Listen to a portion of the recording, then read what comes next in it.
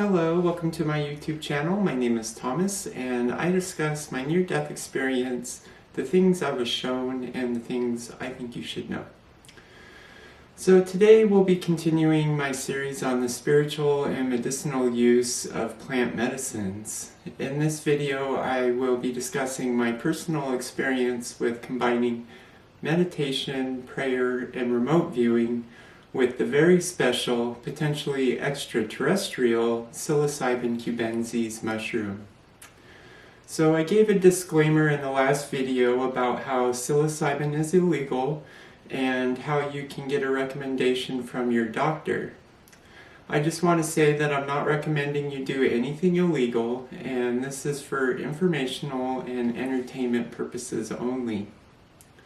So you may also visit a church that uses plant medicines. They are popping up all over the United States and have a spiritual or religious exemption. I'm not recommending you do anything illegal.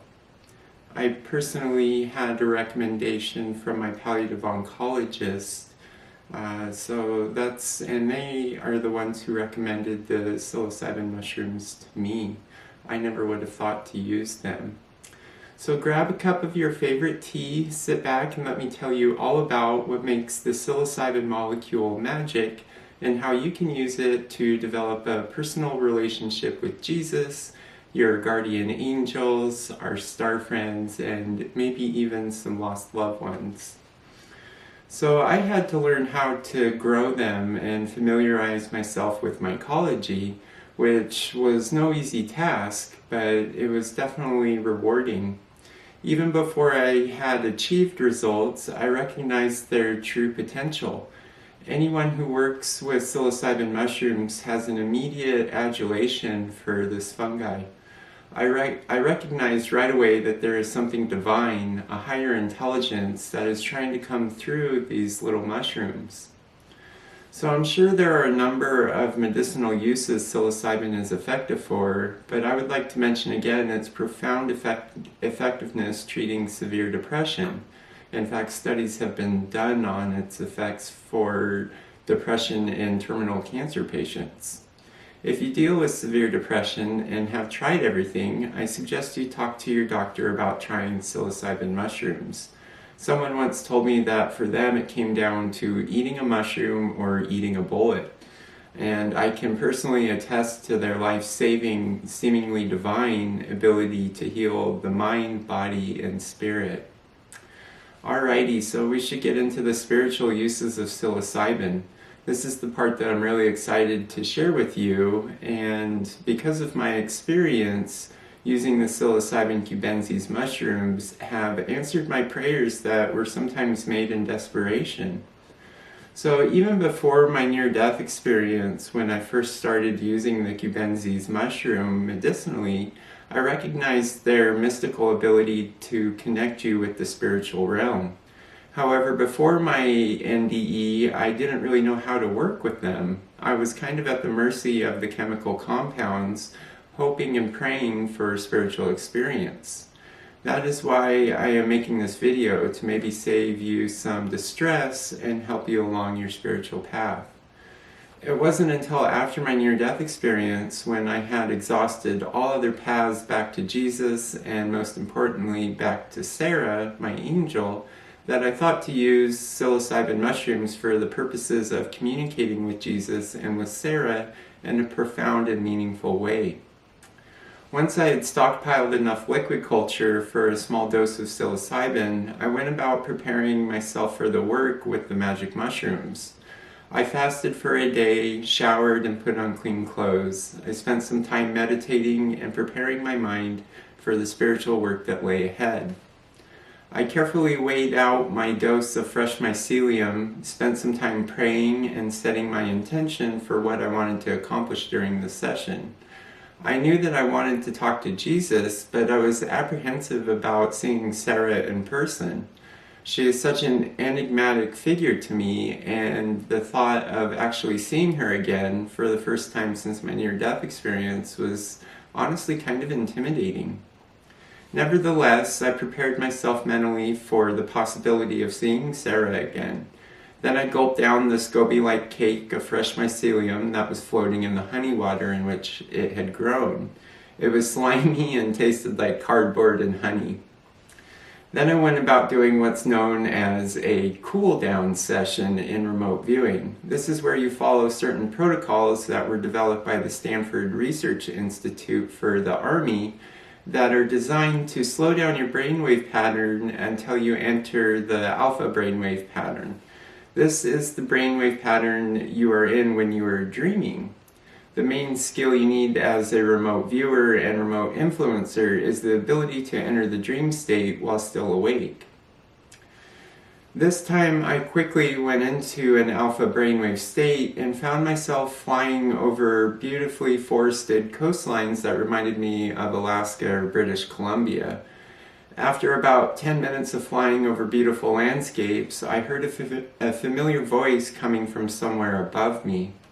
I recognized the voice from my near-death experience as Jesus. I found myself going through darkness before I found myself in front of him. The first thing that he said was, "What took you so long?" Referring to how I hadn't used any psilocybin since my NDE. I was caught off guard because I wasn't sure he would approve of my methods that I had chosen to deepen my spiritual practice. In fact, Jesus did approve. Not only did he approve, he wondered why it took me so long to incorporate psilocybin into my spiritual practices. He made light of it, but looking back, I was really struggling and missing both Jesus and Sarah when I had the answers to my struggles, my depression and aloneness, sitting in a spore syringe in my closet the whole time. So it made me realize that our society and culture has influenced what I consider to be bad or good. Jesus is not bound by such cultural lenses. It reminds me of what God, through Archangel Gabriel, told me before I came back from my NDE, and that was, "Tom, you can do no wrong." I realize that our societal and cultural lenses often dictate what we believe is good or bad, when in fact something that society thinks is bad may be anything but, such as the case with psilocybin mushrooms. I learned through blind luck that you have to combine the psilocybin molecule with something like remote viewing in order to control the experience and get any effective spiritual work done. Otherwise, it is just a psychedelic molecule that you are at the mercy of. During this first experience with psilocybin since my NDE, I was reminded of what I was shown by Sarah during my time with her on the other side. So the very first thing that Sarah showed me was Earth from outer space from a low Earth orbit. I could see thousands of streaks of light, some white, some blue, slowly ascending into space. I instantly recognized that they were the souls of all the people that had died and were leaving Earth at the same time as I, but I couldn't believe how many there were, and there were thousands. I had to ask Sarah, and what she said really broke my heart. She said that they were, in fact, all the souls leaving at the same time as me. Again, thousands of them. And I had no idea that many people died at one time on planet Earth. I looked it up, and about 150,000 people die every day on our planet. I never thought about it. I felt such a profound compassion and empathy for humanity. I was sad that so much of humanity was going about their lives not knowing the truth. And there really are no words that can express the emotions I felt upon seeing all the souls leaving Earth. I could see that I had to come back to share what I was shown. Of all the things that I was shown, even witnessing Jesus' crucifixion, meeting with him in heaven, being shown quantum physics and Sarah's home planet, it was witnessing humanity and all the souls leaving Earth that had the most profound and lasting impact upon me. I knew that I had to step up and do something to help my spiritual brothers and sisters. Suddenly, it all made sense, why I'd suffered so much and survived time and time again, things that stronger men would have succumbed to. I had a job to do. I had to get back to tell people that Jesus is real and he rules over heaven and earth. I had to tell people that they were infinite and don't really die. Angels are real, and there is a divine order to the angelic realm. I had to tell people, again, that we are infinite and that there is a process of reincarnation. Heaven is beautiful, but life is where it's at. So back to meeting with Jesus. So Jesus is a jovial, kind man with an uplifting sense of humor. He always catches me off guard by saying just what I need to hear and putting a twist of humor on it. He recognizes your state of being as if he can recognize your troubles and worries even before you do. He can heal your worries just by talking to you. We had a brief conversation in which he told me that he was proud of me and that I should be proud of myself for all that I had overcome. He told me it's okay to be happy. Meeting with him was such a profound healing experience, and you can have experiences like these during deep meditation, but I often don't have the stamina it takes to sit in meditation long enough to leave my body and travel the astral realm.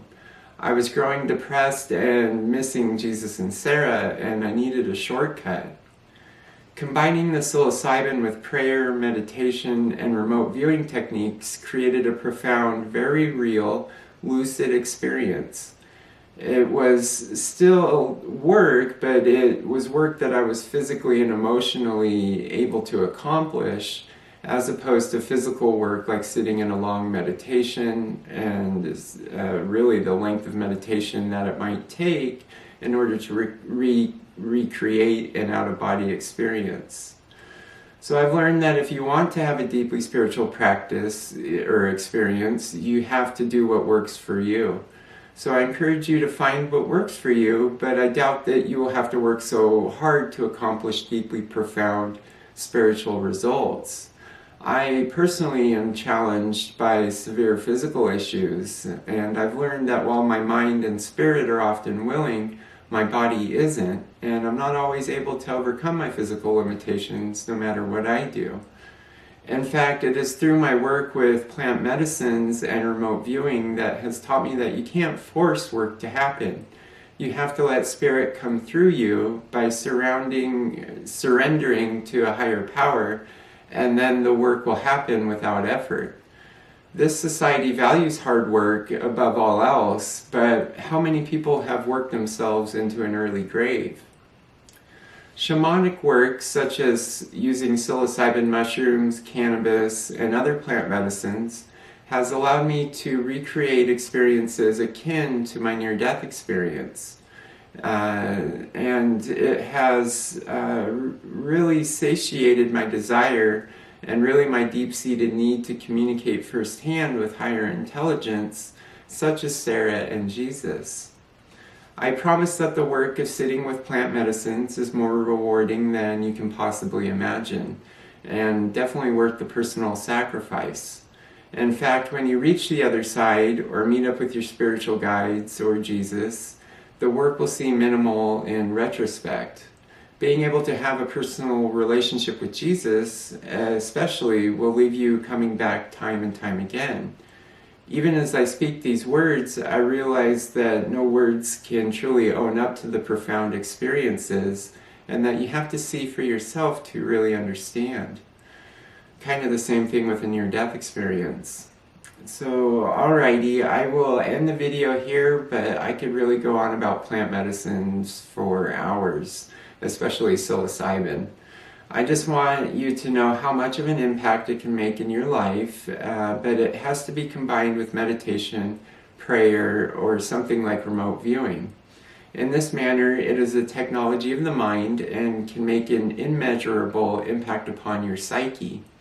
Indeed, I believe that the psilocybin molecule could change the world if it were to be used in mainstream spiritual and religious settings.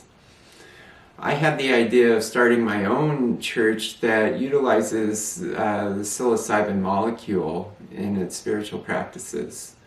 So I will be continuing with this series about the spiritual and medicinal use of plant medicine in my next few videos. Next, I will be discussing the medicinal and spiritual use of cannabis. It's another plant with divine qualities that has made a profound impact upon my life. So please stay tuned, as I believe this information can make a huge impact upon your life. If you are already using cannabis, plant medicine, or are even open to the possibilities, these videos will be highly informative. Okay, until next time, much love and light. Namaste.